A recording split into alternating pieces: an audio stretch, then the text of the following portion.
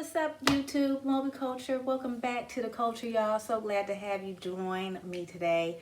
So today, before we jump into this video, I want to make sure that you are subscribed to the Mobley Culture. Make sure you hit that subscribe button. Make sure you hit that notification bell so that every time we post a new video, you are notified. And please, please, please don't forget to like and comment on the video as well. It helps our algorithms, and here at the Mobley Culture we are trying to reach a goal, so please like and share this video. And so let's go ahead and get into it. Today we're going to talk about saving, which is like one of my favorite things. And if you haven't seen some of our other videos, we've done a video a couple months back where me and Maurice compared each other to see who was the saver, who was the spender. I'll put that video up here in the iCard somewhere. Go check that video out. But I'll just kind of, give you a spoiler alert. I'm the saver. So we're going to talk about one of my favorite subjects, which is saving. And so what I'm going to talk about is just some different methods for saving. For those of us who have been challenged with saving but want to change that, want to find some tried and true methods of saving, because there's so many different ways to put money away for that rainy day, or maybe not that rainy day. Maybe you want to put money away for a vacation, or maybe you want to put money away for your children's education, whatever the case may be, to buy a house, buy a car. Saving is always a good thing, and the Bible talks about saving too, but we're going to save that for another video. So anyway, let's go ahead and get into this. Just going to talk about a couple different methods that you can use to help encourage you to save money and also make it a little fun. So of course we know the general, typical, regular old, tried and true, put some money in your shoebox. Okay, some people don't trust the bank, so either stuff your money up under your mattress like great grandma and grandma and them used to do, or stuff your money in some shoe boxes, keep it up under your bed, putting money in a jar. So if you are one who keeps cash on you and you want to start implementing saving into your daily life, if you don't trust the banks, you put it in a shoebox. And that brings me to like the first savings challenge. It was called the $5 challenge. And what that means is, like I said again, if you're a person who carries cash on you, every time you get a $5 bill, you're supposed to put it away, whether it's in a shoebox, a jar, in an envelope, whatever you want to store your $5 bills in. You're supposed to put that $5 bill away, and the method is you put these $5 bills away for a whole year, and then after your 12-month period, or if you want to do it for 6 months or however long you want to do this, you put it away for that specified time and then count it at the end of that time frame to see how much you saved. So that's a $5 challenge, and of course you can do that with any denomination. You can do it if you say every time I get $1 bills, or every time I get $10 bills or $20 bills. Like I said, if you're a person who carries cash, this is a really good method to use to save money. I don't carry cash, so I wouldn't do very well with the $5 challenge because I'm not a cash carrier. But if you are a cash carrier, this is a really good way to save money. And if you want to use that money at the end of the year for a vacation, for Christmas gifts, whatever you decide you want to put that money toward, it's up to you. If you want to invest it in the stock market, then do that. But that's one method. The $5 challenge, and of course we know about the standard, just opening a general savings account at your local bank. You can do that. If you can tie it to your checking account so that you can do transfers from your checking to your savings account. I got a checking in the savings, but all the money is in my savings, so I got to switch it to my checking. But it's gonna take 3 business days. I don't think it's gonna go through. You can set it up as a reoccurring transfer, so that you don't even have to go in and do it yourself. It takes a lot of the work out of it for you, and it makes it automatic. You just set up a reoccurring transfer from your checking to your savings account according to your pay periods, or if you want to do it once a month, or however you want to do it. You can always set up a general savings account by transferring money from your checking to savings. Another way is to just, if you have direct deposit on your job, most companies allow you to send your money to more than one bank account. So if you have if you want to open up another savings account at a different bank from where your checking account is, you can set up a direct deposit that goes directly to your savings account straight out of your check. That way you don't see it, you don't miss it, and it's just going to that separate savings account. Another way is there's online savings accounts, and all that means is these particular banks are not brick and mortar banks. They're strictly online savings accounts. And an example of one is like Ally Bank, or an online banking institution. Capital One is also a strictly online banking institution. There's several other ones out there, I'm sure, as well.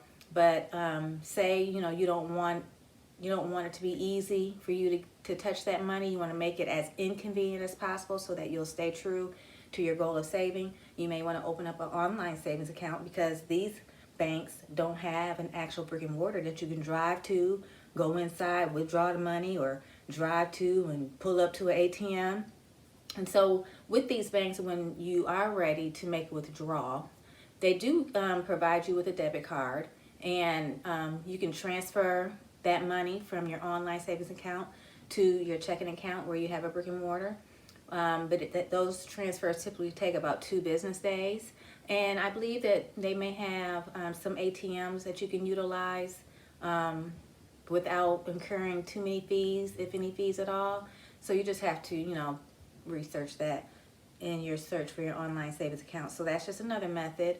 If you, like I said, want to make it as inconvenient as possible to be able to get to the money, you may want to consider an online bank account. So the next type of savings is what is referred to as sinking funds savings. And what a sinking fund savings is when you're saving for a particular thing. Like if you're saving for a car, you're saving for a vacation, you're saving to buy a home, whatever the case may be. Those are called, or maybe you're saving for Christmas so you can buy Christmas gifts. So you're saving for a particular event or a particular thing. And you may say, okay, I want to save $10,000 because I want to purchase a new car. So you open a savings account at any bank of your choice, and you put however much money you want to put into that account every month or every pay period until you get to $10,000. And then when you reach your goal, you take the money out. That's why it's called sinking, because it's not a long-term savings account. It's not something that you're gonna want to grow for an indefinite period of time. It's for a particular purpose. So that's your sinking fund saving account. And some people set a sinking fund savings account for car insurance. If you pay your car insurance once a year, homeowners insurance, so those are sinking fund accounts. And the next type of savings account is more like savings challenges. Again, for those of us who really want to strengthen, who want to become better at savings. There's a lot of different savings challenges out there that you can do to help, get you motivated to save and make it fun. One of them is the envelope savings challenge, and with that, you specify the length of time you want to save, the amount, how often, all of that. But what you do is you mark each envelope depending on if you're going to put money in there every week, every 2 weeks, twice a month, or once a month. You mark your envelope. Say you're going to do it once a month. So you mark each envelope with $83, and every month you put $83 in that envelope until the end of the 12 months, and you'll have your $1,000. So that's the envelope challenge. And again, you can, it's up to you to decide how much you're going to save and for how long you're going to save and how often you're going to put money in the envelope. So another way you can do that is, like, say you don't want to save a specific amount of money. You just want to save, period. So what you can do is, another way you can do it to make it a little fun is you can get index cards and write different amounts on each index card. Say you get 50 index cards and you write various amounts on each index card. And you say, okay, every pay period, I'm going to pick an index card randomly, and whatever number is written on that index card, that's how much money I'm going to put in the envelope. So if I get paid every 2 weeks, on my payday every 2 weeks, I'm going to grab one of those, randomly grab an index card, and whatever that index card says, that's how much I'm going to put in my envelope. So if I grab an index card and it says 25, then I'm going to put $25 in the envelope. And then you just have to have a place where you keep your envelopes. You could keep it in a shoebox or a safe or whatever you want to choose to keep your envelopes in. And again, you decide how long you're going to do this. You want to do it a year, 2 years, 6 months, 3 months.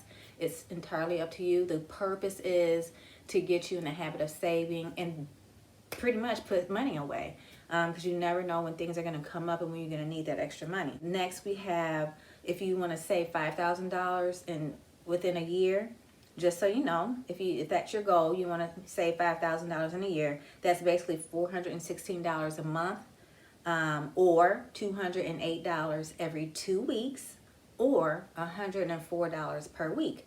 If your goal is to save $5,000 in 1 year, that's how you can do that. And then there's also a daily savings. It's called the 365-day challenge. And with that, you can Google that. There's all kinds of 365 savings challenges. You can Google it, and they have charts on there that tells you, okay, day 1, save this amount of money. Day 2, save this amount of money. Day 3, save this amount of money. So there's that challenge. And one of those, at the end of the 365 days, you'll end up with $667.95. Then there's also the 52-week savings challenge. And again, it's a chart you can find on the internet, various different charts that you can follow. And each week it tells you how much to put into your savings account.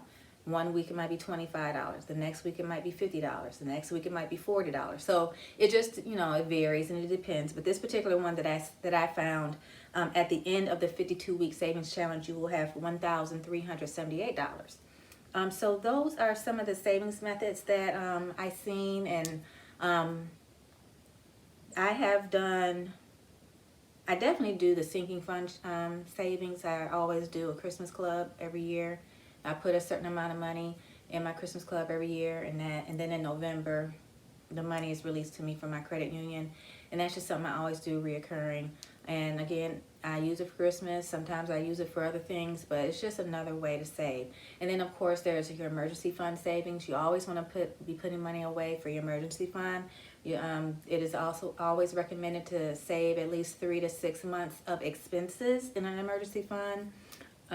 For a starter emergency fund, is $1,000. That's just to get you started. Save $1,000 and then focus primarily on reducing your debt. And then once you've reduced your debt or paid off all your debt, go back and start focusing on your 3 to 6 months of expenses for savings. I have my emergency fund savings. I've done the sinking funds. The other challenges I haven't done too much because a lot of them do involve actually putting cash away. And I'm not, like I said again, I'm not a person who carries cash. But I've developed pretty good savings routine. So I just have my money going straight to my savings account every pay period. I don't see it or put forth any extra effort to make sure I put the money away. It's done automatically. I have automatic transfer, direct deposit set up, where everything goes where it needs to go every pay period. And that really is so easy. It takes any pressure off of you.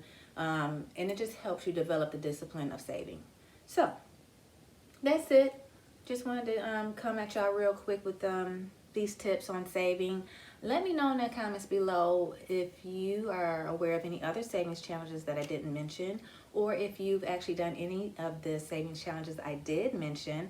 Let me know if you're primarily a saver or a spender, or if you have a hard time saving. So just let me know, how you are with saving, if you're a saver or a spender, if saving is easy for you, if you enjoy saving, if saving is difficult for you, you hate saving, whatever it is, let's talk about it.